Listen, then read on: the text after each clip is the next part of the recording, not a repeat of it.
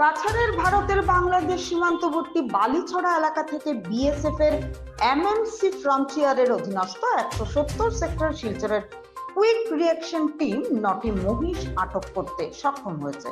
বাংলাদেশে চোরাইপথে মহিষ পাচারের উদ্দেশ্যে সীমান্তবর্তী অঞ্চলে আনার সময় মহিষগুলিকে বিএসএফ জওয়ানরা আটক করেন, তবে চোরা কারবারিরা কোনো ক্রমে পালিয়ে যেতে সক্ষম হয়।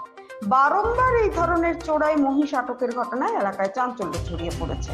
প্রশ্ন উত্থাপন হচ্ছে যে বারবার সীমান্তে কি করে পাচারকারীরা এমনতর ঘটনার সাহস করে। শিলচর থেকে কেআরসি টাইমস ব্যুরো।